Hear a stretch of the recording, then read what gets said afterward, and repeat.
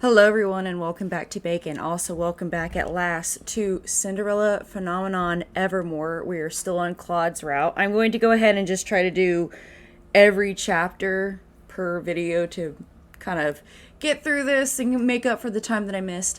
However, there was an issue. I had to reset my computer, and for whatever reason, even though all my other games saved all my files and saved all my pictures and saved all of my progress, for whatever reason, Cinderella Phenomenon decided not to. So I had the fun delight of having to go back. And unfortunately, I already know what the next decision is, like which one's correct, because I couldn't remember if I got through the entire chapter or what, and it has an option to completely skip all the dialogue. So I made sure to choose the stuff that I thought I had chosen last time. I remember I had to use the sword because when I used magic, it wasn't as good. The chameleon for him refuses help because he's weird about the thing with his brother.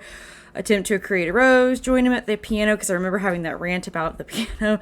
And then suggest you go to Klaude for help. And then the last two decisions were allow and tag along. You're supposed to because you're going to the surprise party. The thing that turns out to be a surprise party. And then either remain silent or assist / praise. And I didn't 100% remember which one was right on that, but I did choose correctly by choosing to remain silent. So unfortunately, like I said, the third one, the one that's coming up, you have a choice between interject or remain silent. And I already know interject is the correct answer. Again, I didn't remember it. I'm at the point before the third decision because I couldn't remember the exact point. Like I could swear I went all the way through chapter 2 and we're going into chapter 3, but I couldn't remember. So here we are, close to the end of chapter 2 and about to head into chapter 3. And then we're going to go ahead and do chapter 3 and that will be the video. All right. So now that everyone's been updated, you know what the heck's going on. Here we go. I plop down on my bed with a sigh. The night celebrations have gone on so long I am more exhausted than usual.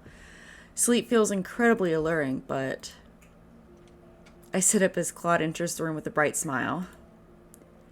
In here I was hoping you'd fallen asleep so I could wake you with a kiss. That will not be necessary. Klaude steps forward and holds out a small box to me. It is simply wrapped with a small blue ribbon on top of it. I wonder what it could be.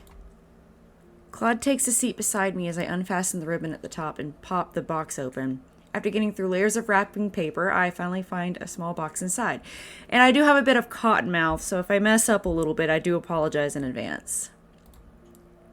I pop the box open carefully and stare at what I see inside.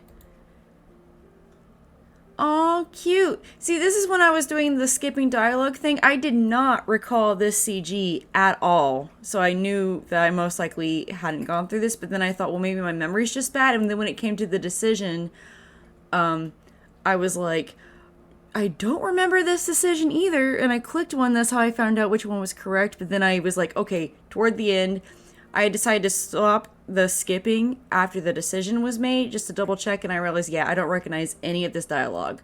So yeah, this is the end of chapter 2 going into chapter 3. This is a cute little pendant, and it matches his little rose pendant, but it's a lily.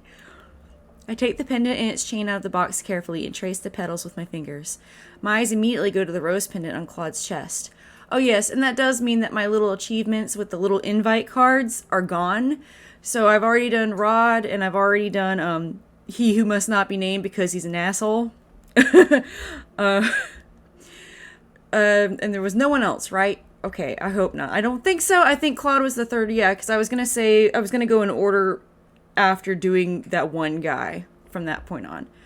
Okay, cool. I take the pendant and its chain out of the box carefully and twist it. Yeah. Now we match. My fingers tighten around the lily pendant. The celebration at the marching for the townsfolk, the cake, and this gift. Despite Claude's flair for the dramatic, he was still able to give me so many things today without sacrificing their genuineness. You like it? No. Claude's expression falls, then just as quickly he looks confused when I laugh. I love it. You really do love to tease me, don't you? His face. He looked like he was about to have a heart attack. Well, I imagine so. Not so much in his, art. To me, combined with the face he's making and the words and considering his personality, I can see him having a near heart attack over that. There, that makes more sense. I put a hand on his knee and leaned forward, still gripping the pendant in my fingers. I promise to treasure it always. Thank you, Klaude. Before he can say anything, I lean forward to kiss him. Our lips meet in a kiss that starts soft and then eases into something deeper. I lean into him, causing him to fall back on the bed. Oh my! Scandalous! Ho ho, you're in one of those moods. Not at all. I just noticed your form was lacking, so I exploited your weakness. I should know better than to let my guard down in front of my best pupil. Aw, you guys are cheesy. I lean toward him again, my lips brushing his once. But a knock startles us both. Every time I see double words in the same sentence, like again and again, it always throws me off a little. In case anybody's wondering why I suddenly like have a jerk pause in the middle of sentences like that. When neither of us says anything, the knock comes again. Excuse the interruption, Princess Lucette, Prince Klaude. The king desires to speak with the prince in the throne room. He says it is about the celebration budget. Oh dear. Celebration budget? Klaude rolls out from underneath me with a sheepish laugh. Ah, right. I suppose that is important. At this rate, I don't know if I'm going to be able to get through the entire chapter. My mouth is though kind of... He calls back that he will be at the throne shortly. The maid leaves, her footsteps echoing out in the hall. What is this about a celebration budget? Well, many of the surprise we set up in the town for your birthday celebration had to be paid for from a fund.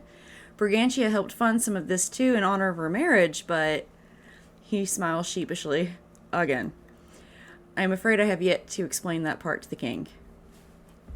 I stifle a sigh as he smooths down his clothes. I am about to wave him off when he leans down in front of me once more. He uncurls my fingers from around the lily pendant and holds it up. If you don't mind, darling. He leans back to clasp the necklace at the back of my neck. When he pulls away, the lily pendant hangs from my neck. This small weight reminds me of the glass slipper necklace I used to have in the same place. I'll see you later, Lucette. I also feel like all my S's are really bad right now. Yeah. The two of us say our goodbyes before he rushes from the room, leaving me alone to think on the events of the day.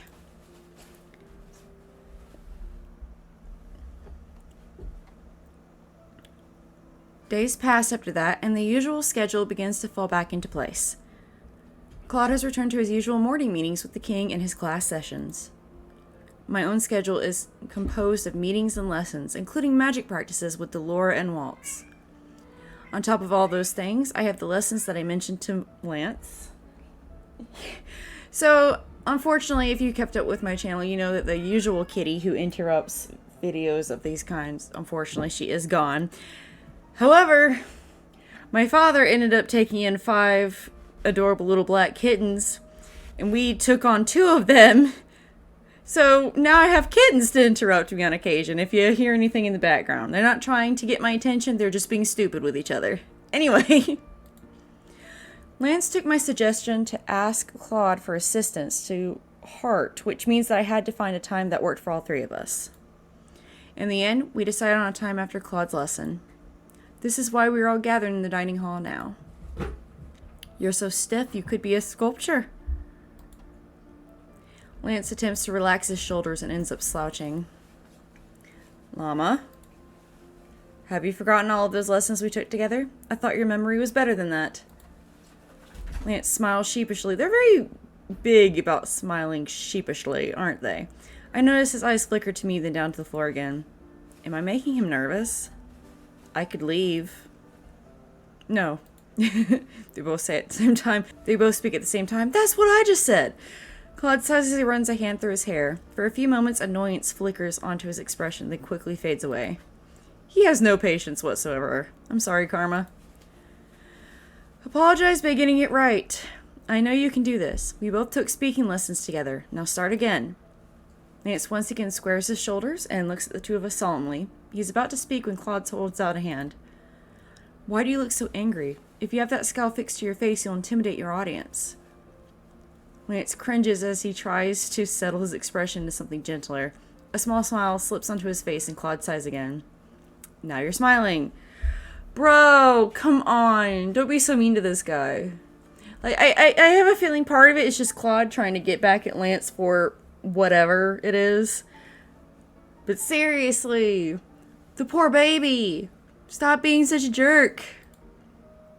I think the audience would probably prefer a small smile. What exactly is the problem? You know the problem. I'm terrible at crowds. No, that's not it. You've spoken to crowds plenty of times before. This has nothing to do with the audience at all, does it? It's the subject material. Well, of course I would be stressed about the subject material. This is a speech announcing my inevitable ascension to the throne. How can I not be stressed about it? Most times I feel like I'm not worthy of the title of king. When Klaude remains silent, Lance crosses his arms and looks at him quizzically. And wow, I think that was for the suggest you go to Klaude thing. That took forever. That was from chapter freaking 2? We are in chapter 2. I'm stupid. Never mind. Moving on. When Klaude remains silent, Lance crosses his arms and looks at him quizzically. Karma? Claude's only response is a sullen glare. Why is he so angry? I don't understand. Don't understand? It is an honor to be crowned a king. We have been preparing for that duty for our whole lives. You've known as long as I that this honor would one day be bestowed upon us. Never once have I seen you struggle or complain. And yet, now that I am out of the picture, you suddenly flounder. Karma. I did not give up that title just so you can bring shame to it. Wowzers, buddy! Lance stares at him, obviously shocked by this turn in conversation. My surprise mirrors his. What? What? Both of us speak in unison. I'm disappointed in you, Lance. The anger in Claude's face is alarmingly palpable. He glares at Lance, who is looking more and more like he might succumb beneath that gaze.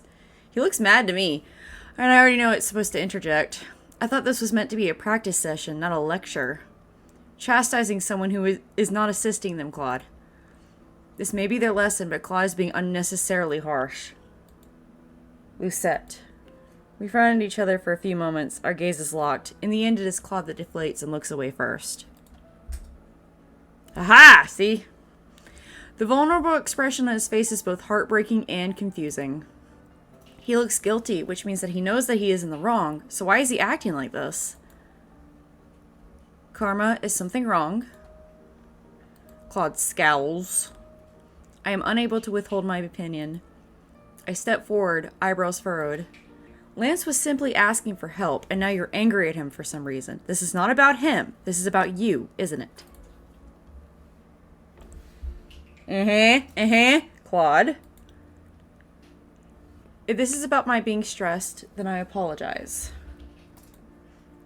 I want to do my best when giving this speech. The last thing I want to do is embarrass Father. The dining hall doors open and a few servants enter, breaking apart the conversation. Lance and Klaude immediately fix a smile to their faces as if nothing has happened. They're a pair of very good actors, aren't they? We'll continue this next time, Lance. Of course. The two give each other courteous nods before Klaude turns and walks away. As he passes by me, he leans over and whispers into my ear. I'm sorry you had to see that, darling. I'll explain later. Yeah, you better have a good explanation, bro. That was kind of a jerk move. These are the last words he speaks before he leaves the dining hall. Not too long after he has left, I follow behind, gripping the lily necklace tightly in my fingers and grumbling to myself. And just when I thought things were returning to normal. Alright, on to chapter 4. That means there's only 2 chapters left, including this one, A Kingdom's Weight. This will be the last point, princess. Jurian rushes forward without counting down to the last second. She holds her sword low, and I can tell that she means to strike at my hip. I bring up my blade to block her attack. The swords collide, but not for long. Her blade slides past mine and rises to meet my shoulder. I step back just in time to catch her next strike.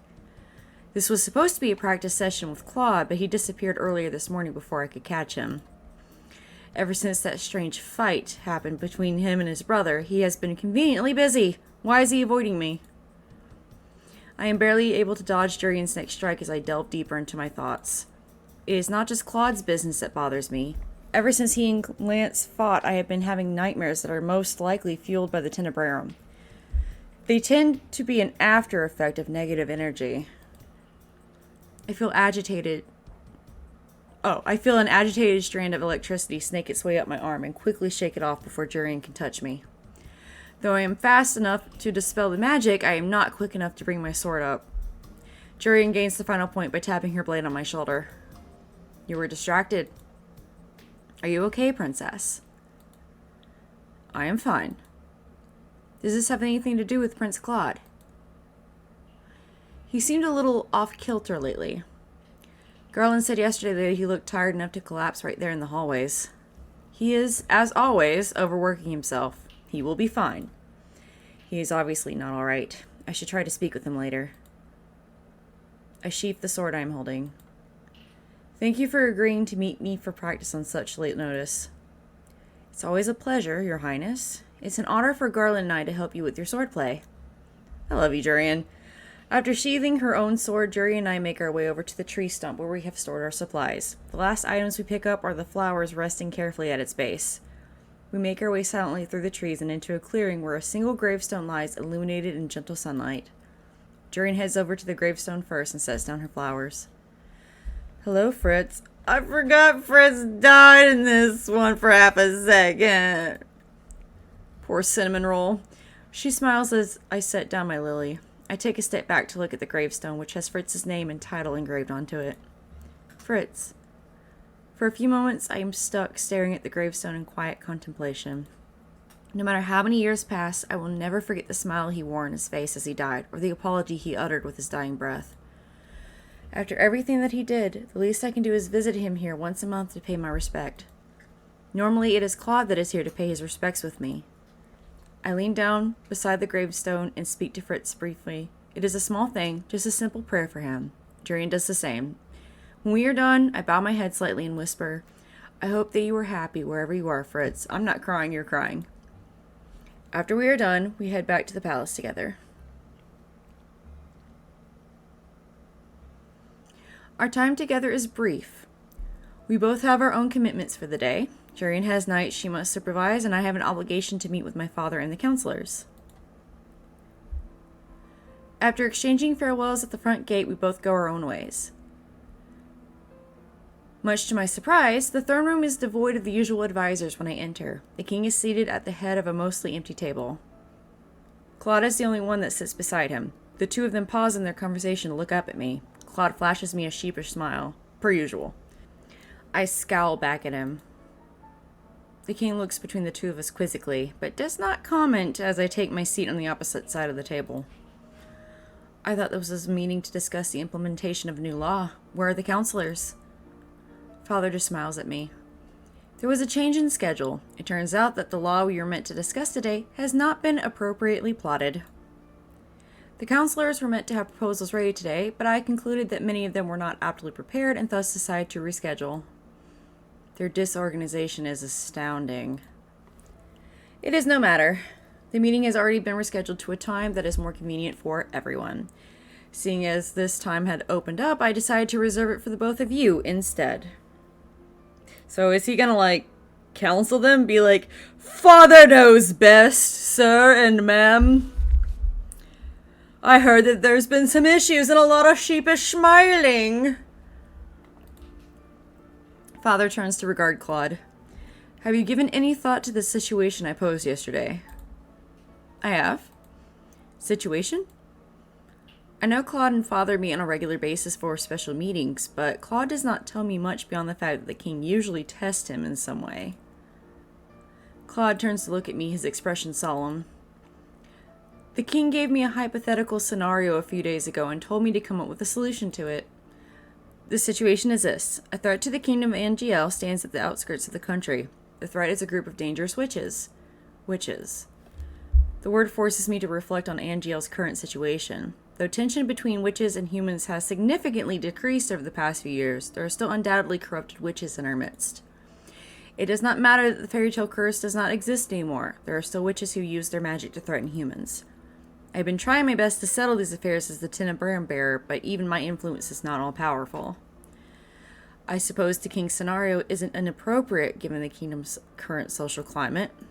I think that, but I cannot but feel my heart sink at the thought.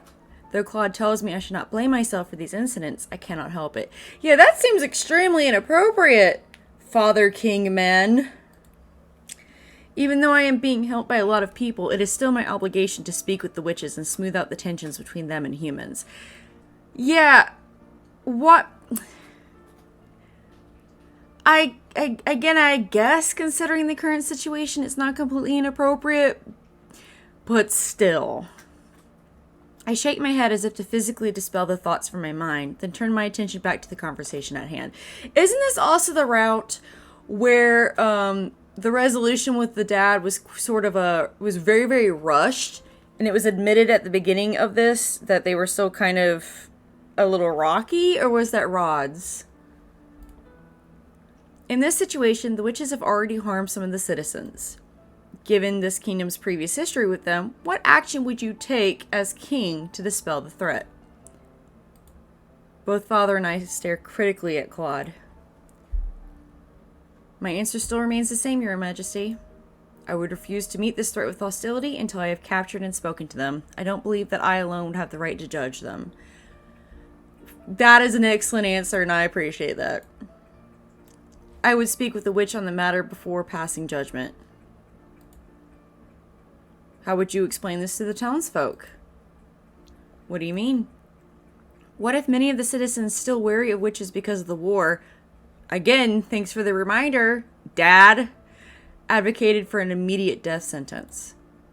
I feel a soft pang in my heart at that statement. Whenever Father says things like that, I cannot help but imagine the atrocities the witches had to face here in Angiel during the war. I would say that such a decision would be inhuman. In my eyes, condemning anyone to death is an unforgivable crime. Besides that, everyone deserves a trial, no matter if they be human, a witch, or a fairy. And I'm not going to get into, like, is a death sentence moral or etc. or whatever, but in this world, at least, in this fictional world, it's been proven it might be necessary, given the level of power some people have, to, you know, especially if they have that certain level of power, as well as crimes, as well as the attitude and ability and the resources to do the same crimes or worse, it might be necessary. Again, in this very fictional, not real world of magic and fairies and witches. Even given Lucette's efforts to heal the divide between witches and humans, the rift still exists. The relationship hangs on a precious thread. If we disregard a trial, we risk harming that already fragile relationship. Then what would you do when faced with this imminent threat? It goes without saying that I would speak to the Cinderella bearer first. Since she and the Lucis bearer are in charge of maintaining peace at the most basic level, it is imperative that we seek their counsel first. At the same time, we should prioritize the safety of the civilians that might be in danger. Second, intensify security. But no action is to be taken before we ask the opinions of the bearers. In this scenario, it would make more sense to speak with the Cinderella bearer first. Imagine that the Cinderella bearer is unavailable in this situation. The sole responsibility to act lies on your shoulders, Klaude. Both Klaude and I stare at the king. You want him to say that he would cause them harm, or you're hoping that he says he wouldn't, or are you trying... Also, are his beads supposed to be black like that? I think that they're supposed to be gold, aren't they? Those chains? Anyway, whatever. Unavailable? In this hypothetical situation, yes. Perhaps the Cinderella bearer is in an important meeting. Whatever the case, she is unavailable. I can't imagine there's going to be too many things that she would consider more important than this. Well, if you cannot rely on anyone else, what decision do you make?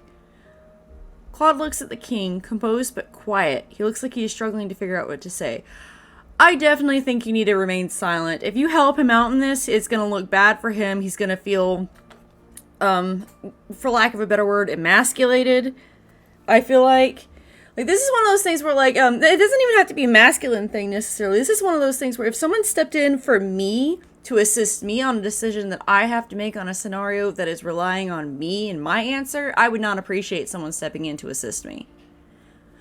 I mean, it also depends on the situation for sure. Like, if someone's in this particular situation right here in this scenario, I would want them to remain silent. That's all I'm going to say before getting into a tangent. It is not my place to speak. The king may have called me here, but this is Klaude's test. Besides, I trust that he knows how to answer. Klaude finally speaks, a little hesitantly at first. With all due respect, Your Majesty, a king rules for the people, yes? Even if he was just a human king, he has a responsibility to oversee the safety of all civilians in his kingdom, human or not. Thus, I would say it is necessary that he seek guidance from others. The kingdom has a responsibility to work with the witches to solve this problem. Yeah, and on top of that, there are witches who are also your freaking civilians. You're completely, like, shoving them out of this scenario and saying that they are the 100% enemy and not the civilians as well. In this particular scenario, at least that's how it kind of comes off. And considering this guy's been a jerk in several other routes, and in general, I wouldn't put it past him to still think that way. Mind you, to be fair, there's that history. I understand it, and him in particular, he suffered a lot from it. But, again, your daughter. Such collaboration is vital to maintaining peace. To skew that balance even more by condemning a group of witches to death would not just be a fool's move, it would be an echo of the same heartlessness that started the war in the first place. Thank you! The king looks at him thoughtful. When the Great War broke out, Brigantia was uninvolved. My father always disliked war. He has always believed that violence only begets more violence. It is for this reason that we did not come to anyone's aid in the previous skirmish.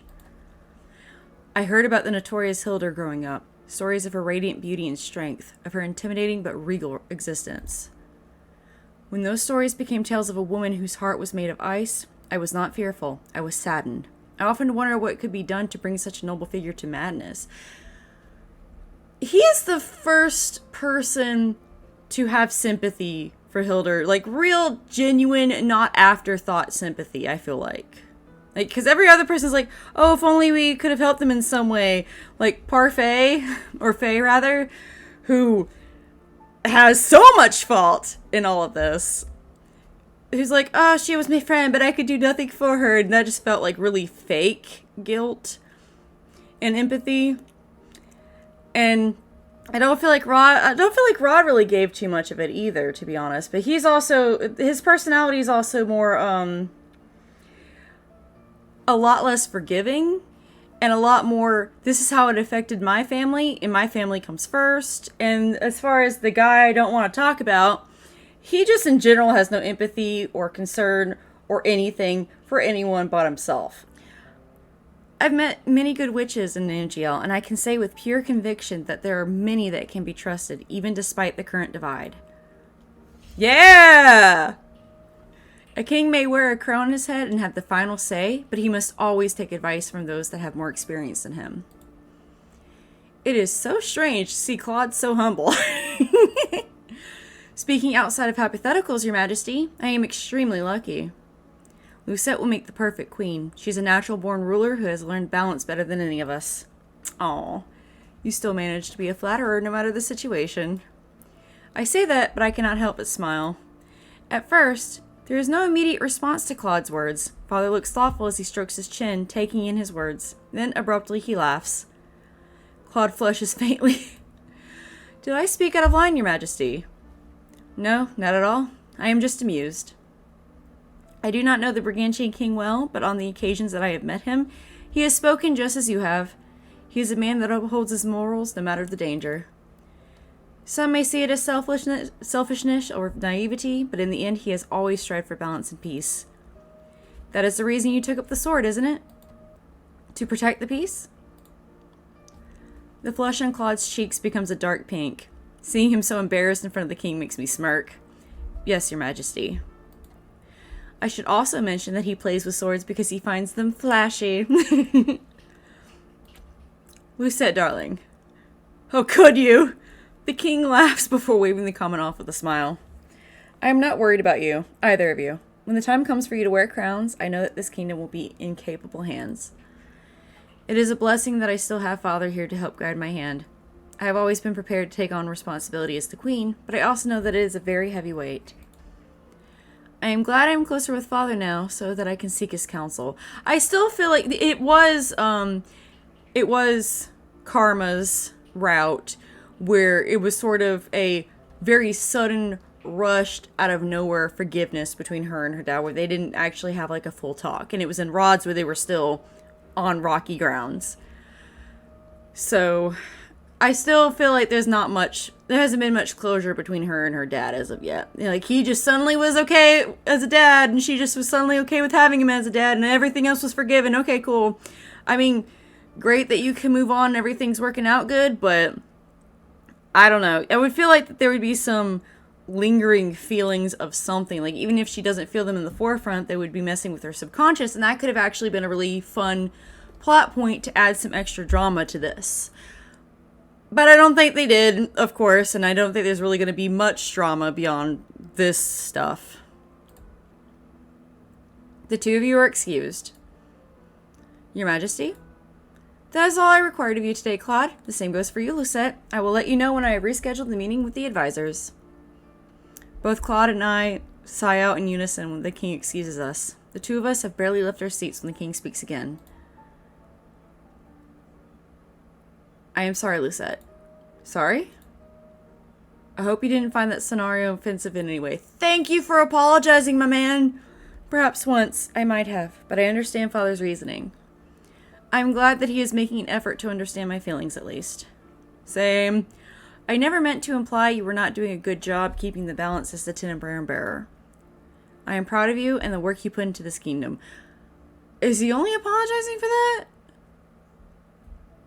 Oh, I'm not going to linger on it too long. Thank you, Your Majesty. I wouldn't mind being called Father every once in a while, you know. Really? Buddy?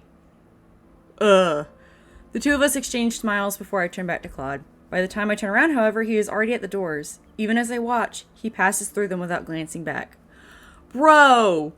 My earlier contentedness fades away into agitation. This would have been a great time to stop and talk to her. You guys were in a really good mood.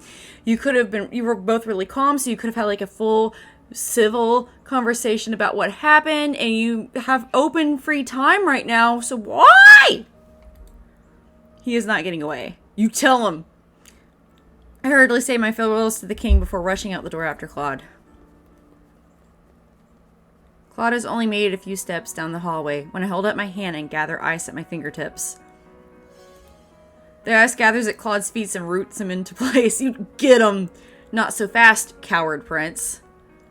Lucette, love, did you stop me just so you could tell me how impressed you were with my performance in there? He seems about to say something else before he stops to look at me. The glare on my face must be intense, for it makes his good cheer wither away immediately. Explain. Now. Oh, you mean about the...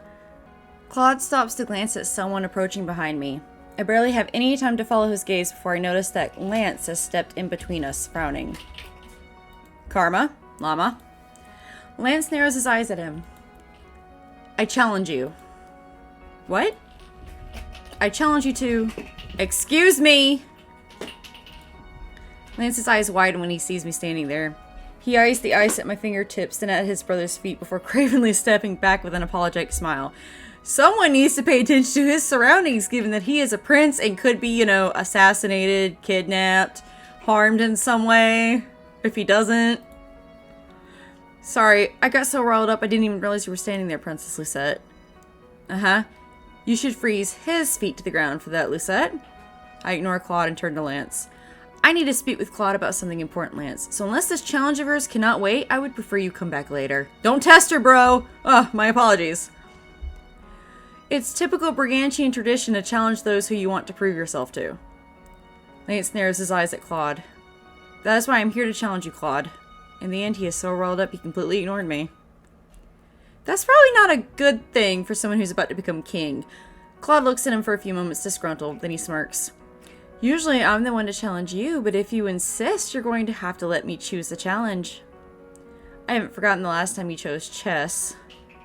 It was not my fault people were cheering for me because I had the better disposition. Do you know how difficult it is to win at chess when people are jeering at you?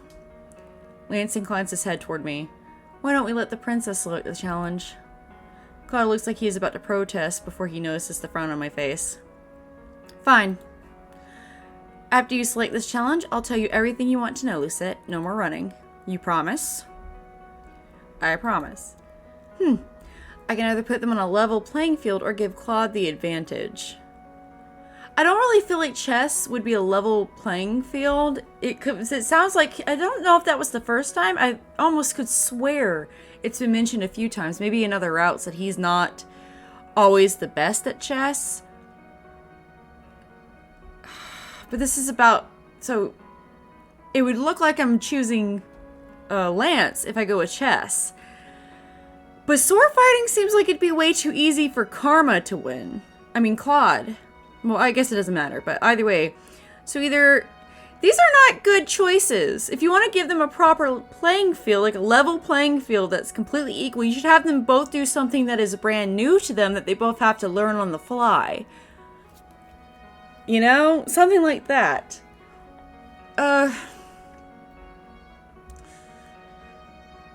But we don't want Lance to, we don't want to lean towards Lance, so I'm thinking it has to be sword fighting, but that almost feels like we're babying Klaude a little bit. Feels like we're babying, but I also feel like I have to choose this one because, again, it was just mentioned that chess is not only a sore spot, but clearly one has a bit of an advantage over the other. An uncharacteristically intense light comes into Claude's eyes as he stares at his brother. A good suggestion, Lucette. As if we're not obviously giving this boy a freaking, I hope he at least gets a handicap. I hope he at least has a handicap. Because he's clearly better at it than most people. If not everyone. He glares at Lance. Fight me. What? Lance looks obviously disheartened. He looks at me and for a few moments his eyes are so pleading I almost feel the need to reconsider. Ugh! And how much you want to know that Klaude knows he's bad at it too. Or he's not as good. This is so unfair, but I felt like the other one was leaning more towards like a Lance thing. We will settle this with a duel. It will be very traditional and straightforward. No cheating and we will only use practice swords. I am giving Klaude the advantage here, but regardless of what happens, I do believe this will help the two of them see eye to eye. I don't know. If you give Klaude all the high ground, I feel like Lance needs to be the one that has the high ground in this particular situation because Klaude is just being way too But he claims he has a reason? I want to know what his reason is. Ugh. We can have either Jurian or Garland oversee the match so long as they're not too busy. Can we also have them train Lance a little bit? Poor guy. What is this? Is my little brother a coward? Seriously, Klaude? No, I accept. That was the right one. I accept your challenge. A competitive glint sparkles in Lance's eyes as he holds Claude's gaze. Good. Now that you two have decided on a challenge, you are done. Now, if you don't mind, Lance, I have business with my fiancé. Lance bobs his head politely at me. Of course. Thank you for your assistance, Princess Lucette. He flashes me a grateful smile before turning away, not even bothering to say anything to his brother. Once Lance is gone, I turn to Klaude with my eyebrows raised. You told me before you would tell me what was happening between you and Lance, that you would tell me what has been bothering you. You have been insisting that you were fine when you are not. And because of you, I have been having nightmares. You have? Lucette, I had no idea. I apologize. If you are sorry, then you will tell me what is going on. Klaude nods his head at me, slowly defeated. After dispelling the ice at his feet, I half lead, half pull him to my room. When we return, I take a seat by the window while Klaude makes himself comfortable at the piano bench. As always, you are trying to run from your responsibilities. I must disagree with you. I have shirked no disresponsibilities is what I was about to say. I have shirked no responsibilities because disresponsibilities isn't a word. But you have. You have a responsibility. What? Why am I stumbling on this one word right here? You have a responsibility to tell me when something is wrong. We made a promise 2 years ago that there would be no more secrets between us. For a few moments, Klaude only looks at me quietly. He looks somewhere in between melancholy and thoughtful, almost like he is lost in his own reverie. Reverie. I think it's reverie. Ugh. See, this is why I should learn how to actually, say words before I say them. When he finally does speak, he looks calmer. Allow me to start off first by apologizing. There are 2 reasons I never said anything. The first is simple. I had thought that these feelings I had would be fleeting. I didn't expect them to cling to me so persistently. And my second reason, he sighs, just like me. Every person has their share of pride. I know what I am feeling is petty, which is why I would have rather not brought it up to you. I furrow my eyebrows at Klaude. Klaude, you know you can always talk to me. I'd rather you tell me things openly without me having to pry them out of you. Unless you would rather I shock the truth out of you. A small strand of electricity travels up my arm on accident when I say that, but Klaude seems to think I have called it on purpose. He shrinks back. I think I would rather not make you angry. The last time you were irritated, you sliced off my hair. So that's what happened to his hair. He puts a hand absently to the back of his neck and grumbles. I was wondering why he cut his hair. I liked him with the longer hair. I like guys with long hair. So, okay, so first of all, her threatening him like that, and apparently having cut off his hair without consent, I don't feel comfortable with either of those. I really don't feel comfortable. Because for a lot of reasons. Like, even if you didn't imagine it switching it around and having it be a man threatening a woman, which would definitely be seen as inappropriate, wrong, and borderline abusive, it's still that, even if it's a woman towards a man. That is, like, and I know that she's not typically like that. She is not fully in control of her magic at the moment. But I really hope she's never actually hurt him at any point or destroyed anything of his beyond, say, again, his hair. But even the hair thing would have made me so upset and angry. You deserve that. Turning your back on someone during a fight is antagonizing. Okay, so it was during a sword fight, maybe? And she sliced his hair off for turning his back on her during a fight? That's not okay. It's one thing if you had, smacked him with the blunt side of the sword, on the shoulder or something, just to get his attention, or even if you were, giving him a little tiny shock with your magic. That is... You were... Klaude sighs. I'm sorry, I'm just in the habit of keeping things secret.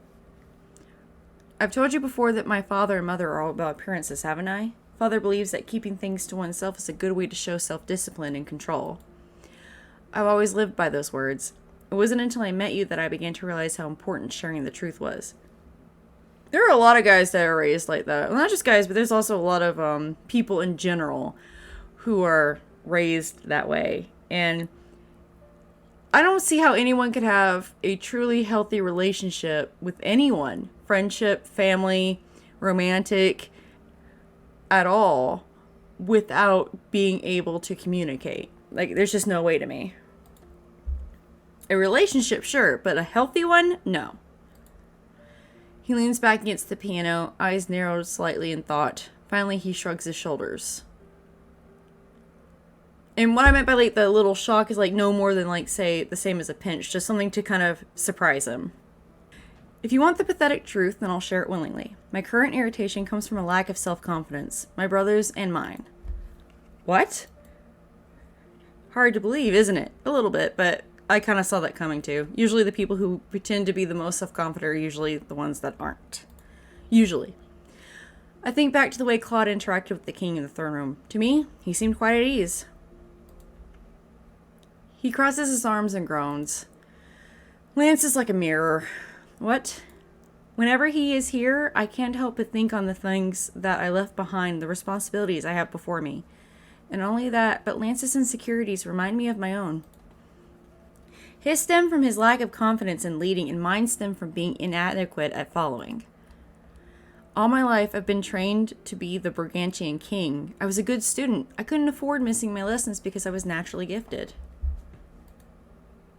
Wait, I couldn't? Or I could? I could afford... No, sorry about that. He could afford. Because he was naturally gifted. I didn't mean to gloat, I swear. Of course not. He sighs.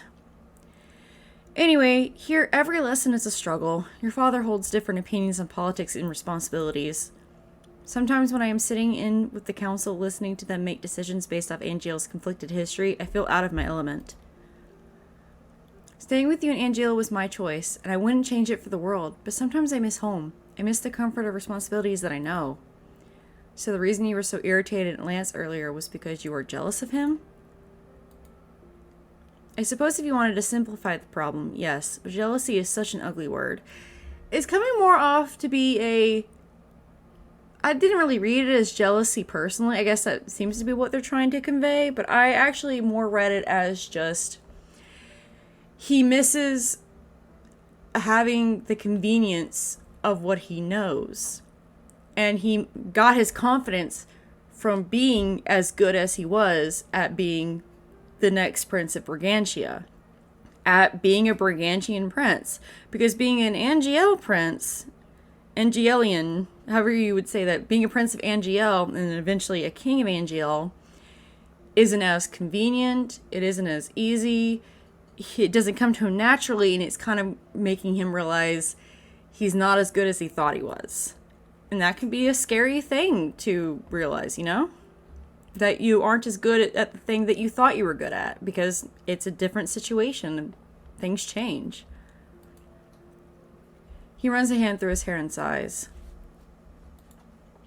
On my most dreadful days, I cannot help but feel that I was easy to replace in the first place. There's a bit of that too. Lance has always been well liked by everyone. Yeah, that actually makes a ton of sense too. But you and Lance are nothing alike. No, not at all. But I at least know he's just as capable of being competent.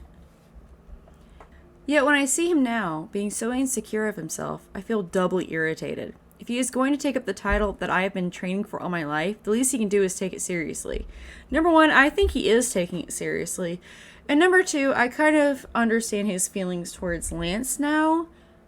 In that, how to explain it? In that he was so easily replaced by Lance, it seems like everyone might have even preferred that Lance be in that position, and he seems to be bumbling. So in the end, you're worried about him. Klaude looks at me, surprised. Am I wrong? You worry about him and you worry about yourself.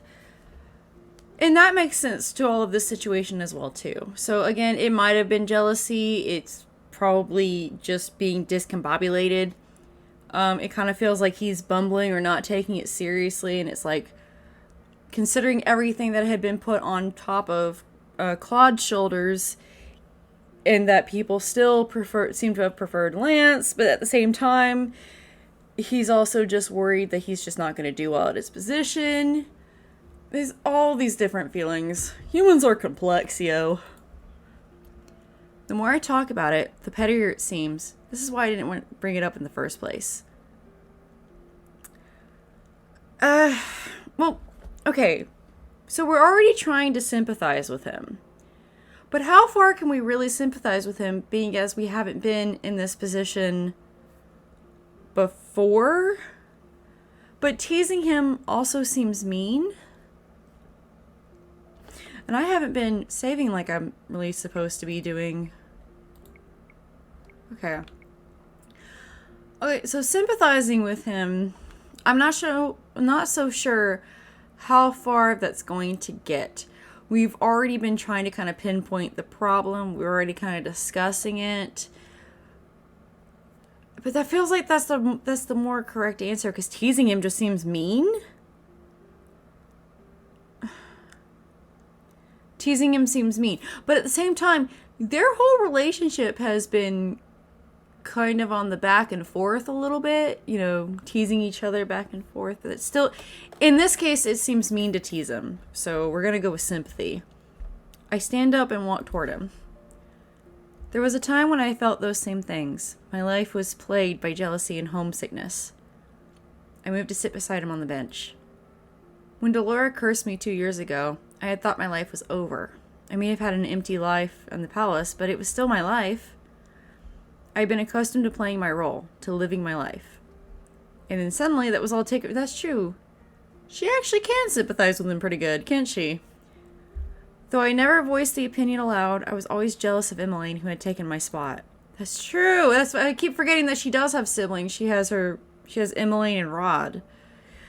Even before then, the townsfolk always spoke more fondly of her than they did of me. And Emmeline was more okay. So yeah, Emmeline is younger and she is more well liked. Yeah, okay. Never mind. She can fully sympathize with this dude. I feared that she was trying to steal my crown even then. I meant to make him feel better by sympathizing with him, but now he looks even sadder. Suffice it to say, I felt the same way back then that you do now. The circumstances were different, and the lifestyle change was not a choice, but I smiled at him. I know how you're feeling regardless, so I can sympathize. It wasn't until you started sympathizing with me that I had come to terms with those feelings. You've always been more honest than I have, Lucette. Even now you put me to shame. He sighs. Some habits are hard to break. Was that the right decision? But it doesn't seem like... The other one just seems so wrong to me. It seems mean to just tease him right now. Yes, but once you try to make an effort to break them, you'll find that you're better off without them. Besides, I stand up from the bench to look at him. You may think keeping your emotions tucked away makes you appear more confident, but I know better than anyone else that you were hiding something. When you were hiding something. Yes, because you're my fiancé, right? Of course. But also because I am the tin brand bearer. First it's about feelings, and then it's like, nah, it's also because I could feel negative emotions. You couldn't hide anything negative from me even if we wanted to. A fair point. In retrospect, this whole problem was far more exaggerated than it needed to be. Klaude winks at me. I never do anything half-heartedly, darling. I'm relieved that the gloomy mood from earlier has dissipated. One of the good things about Klaude is that he usually recognizes when he is in the wrong and tries his best to remedy the situation quickly. He's just stubborn and needs to learn to rely on me more. What happened to the sophistication you displayed in the throne room earlier? Oh, I am always the picture of sophistication. I'm wondering if this is right. I'm wondering if was the correct answer, because I'm also thinking about the guy who I will not be naming, his route when he was taking a nap on the desk, and that it was a better idea to wake him up because otherwise he's gonna hurt his back. But I think you were supposed to leave him to nap or whatever, and it seemed like everything was going just fine, but you also didn't get the correct thingy. Claude's smile becomes softer. Anyway, thank you, Lucette. I think I needed that talk. It is ironic that Klaude is the one that taught me that secrets are dangerous when he himself is still wanting to share them. You do not need to thank me, but shouldn't you apologize to Lance? Claude's expression snaps into something somber. Nonsense. Lance and I will figure this out as we always do, by competing one-on-one. Sounds healthy! Hooray! Passionate challenges always encourage Lance to spill the contents of his heart to other people. Let's hope you're right. I'm not the only one in my family who is good at keeping secrets, you know. The moment Klaude becomes engaged to you, I become next in line for the Brigantian throne. Father has been waiting for me to give a speech officially announcing that. And how is the speech going? Terribly. I die a slow death in front of large crowds. Klaude has always been better at the spotlight than I have been. I prefer speaking to people one-on-one. Large crowds are terrifying. Is it possible that there is more than one way... Is it possible that there is more to that worry than Lance was letting on? Don't worry about Lance. I only ever provoke him when I need him to talk to me. It's my responsibility as an older brother to set him straight after all. You two are both so problematic. They really are. Well, we are brothers. I'm just lucky that I have a certain lovely witch here to listen to my woes. Thank you for that, Lucette. With that, the heart of the problem at least is solved. The both of us are both able to go our own ways with confidence. I mean, that seems like that was the right decision. I'm going on the theory right now that everything needs to be within the same chapter. That seems like something that should have been It seems like something that should have been resolved quickly. Oh, I'm so paranoid about making wrong decisions. In that one, I get an off feeling about it. Okay, let's go back and tease him. Yes, let's load. We're gonna tease him. Oh, I really don't want this one to be right. Perhaps a change of atmosphere is for the better. I'm disappointed, Chameleon Prince. Klaude looks up at me startled. Oh, he looks a little mad. What? Klaude sometimes refers to himself by that nickname here when he is being dramatic, like during our sword practices. He's not being dramatic, though. It's just an extension of his nickname from home, but it seems to do wonders to his self-confidence. I stand up and cross my arms. The Chameleon Prince I know is always overfilled with confidence. He faces his problems head-on and does not let his emotions get the better of him. Weren't you learning about to be more in tune with your emotions, honey bunch? Ugh. I would go so far as to say that he even shares his problems with confidence without thinking them a weakness. That's better.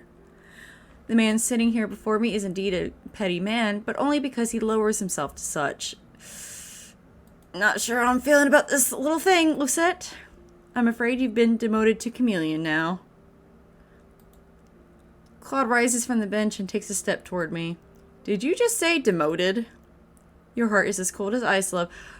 Should you be mentioning that? Why are we mentioning that? I don't feel like it's okay. I'm already disliking this one. Perhaps, but at least I wear my ice-cold heart on my sleeve. Klaude puts a hand to his chest and sighs up dramatically. Much to my relief, he is now wearing a smile on his face. And yet, that wasn't always the case, was it? That was the right one? That was the right one. That was the right one. That was the right one. I mean, this doesn't seem wholly entirely healthy to me, but I mean, whatever, I guess. You know how hard I've been working to be the perfect prince? Of course I do. And that is exactly why I think that you hiding things from me is so foolish. It may be wise to hide things in front of other people, but I am not just some other person, am I? Of course not. You see? You may think keeping your emotions tucked away makes you appear more confident, but I know better than anyone else when you are hiding something. Okay. And I can't press skip because I think it skips everything, including the... Well, I can change that option. Okay, so... Alright, so... There. Alright. Save again, just to be safe. I think we're close to the end of chapter 4. There seems to be at least 3 choices per chapter, 2 to 3 choices-ish. Things have finally winded down for the day when I make my way back to my bedroom. I am almost there when I stop, seeing 2 familiar faces. Oh, Lucette. What were you 2 up to? Good evening, Princess Lucette. Both Emmeline and Lance smile at me. Hello, Emmeline. Hello, Lance. I glance between the 2 of them, curious. Are the 2 of you on some nighttime stroll? Oh no, Prince Lance was assisting me with a dance lesson. A dance lesson? Normally Rod helps me with dancing, but since we've both learned a Gradatian style dance this week, I had Lance assist me instead. In exchange for the extra dance lessons, Emmeline has been helping me with some other things. Some other things, you say? Other things? Are you heading back now? I am. I saw Klaude pass by earlier. He seemed in better spirits than before.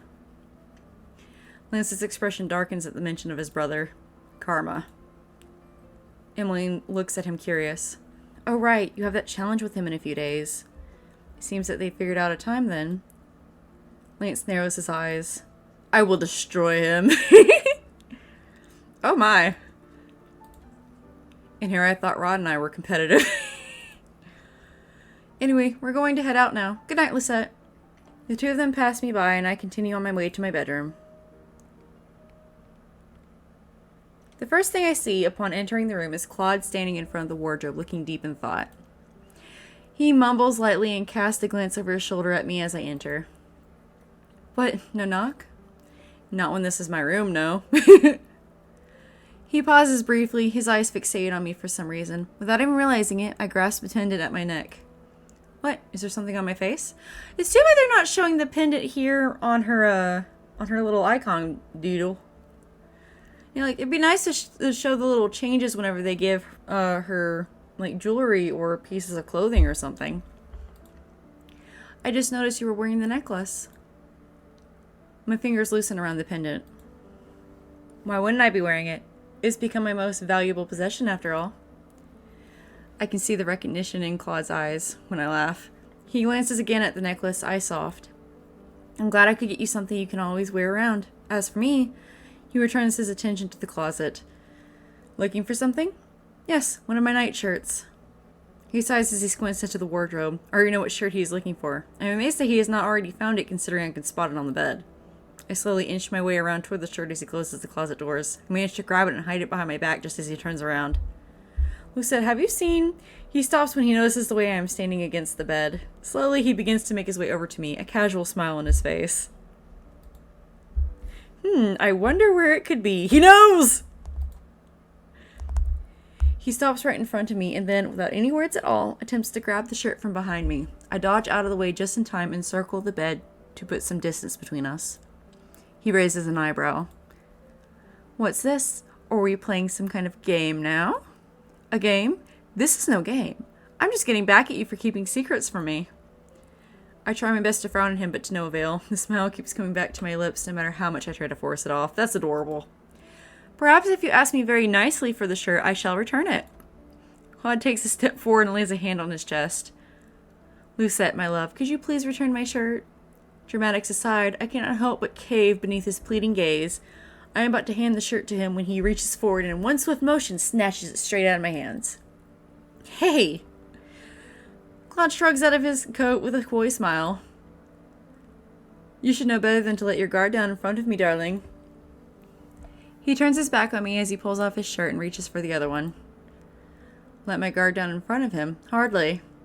I approach him swiftly, and before he can react, push him down to the bed. He has only a few moments to stare at me, baffled, before I pin him down. Oh my! Who's letting their guard down now? You've been doing this quite often, young lady. Are you sure I didn't let my guard down on purpose? I roll my eyes at him when he grins, then lean down to plant a kiss on his lips. I loosen my grips on his wrists, but only enough so that I can lace them through his fingers. Before I realize it, I'm laying beside him rather than looming above him. Aww. If I'm being honest, I much prefer this to you pinning me down to the bed. Why? Does your self-esteem crumble when I get the better of you?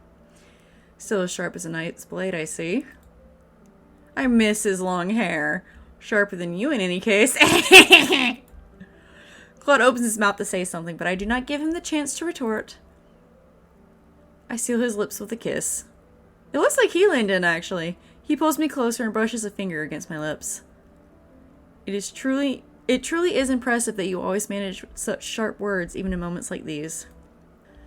I have to admit that you have the better comebacks. Are you actually admitting that I am better than you at something? I have to give you credit where credit is due. He draws closer to me and sets his hand on the small of my back. His lips once again brush mine. I can feel the heat rise in my cheeks, and fearing that I am blushing, quickly bury my head into Klaude's chest so he cannot see my face. I can feel his laugh reverberate through my body. Aww. Your embarrassment is endearing, Lucette. You realize you do this to yourself, though. She really does. I have no idea what you're talking about. You remember the last time you set up the rose bath for me and then threw a towel at me and screamed when I insisted you join me? Why would you bring that up again? Because seeing your blushing smile is a precious thing. He puts a hand to my face and tilts my head upward gently. His lips are already parted when they meet mine, and they are all that I can focus on. I don't remember how old she is. She's 18 in this part, right? Okay. I barely noticed when Klaude runs his hands down the small of my back, his lips still pressed to mine. No, she turned 18 during the first route, or was it 16? Either way. He breaks the kiss and trails his lips down the side of my neck. I can feel his warm breath in my ear when he whispers, Well, I'm assuming you pushed me down here for a reason. My heartbeat is too loud for me to... How old is she? Process my whirling thoughts. I decide to let my retort go when Klaude presses his lips to mine again, sending a shiver of warmth down from my head into the rest of my body. Please let her... please let her be like 20. The burden of my responsibilities falls away from my body that night. All that remains is as I fall into the comforting silence and it's Claude's warmth and his gentle breath on my neck. Or that they at least didn't do anything as of yet. I don't let... Anyway, the chapter 5. The Princess and Her Prince. Alright, cool. I'll go ahead and save her here. That's what's going on so far. Thank you guys for joining me. I am Bacon, and this so far has been... I'm shushing. Cinderella Phenomenon, Evermore, Klaude's Route. And I'm going to look up her age real fast. Just to check. Just to check. Okay. Oh, no. She is 20 now. Okay. She was 17. She turned 18 on the thing, so she's 20. Okay. That's better. That's a lot better. It's a lot better. Okay. Anyway, thank you guys for joining me. Again, I am Bacon. I hope that you enjoyed the video. If you did, feel free to like the video. If you like me, feel free to subscribe, share, comment, all that lovely stuff. And I will see you guys next time. Bye-bye.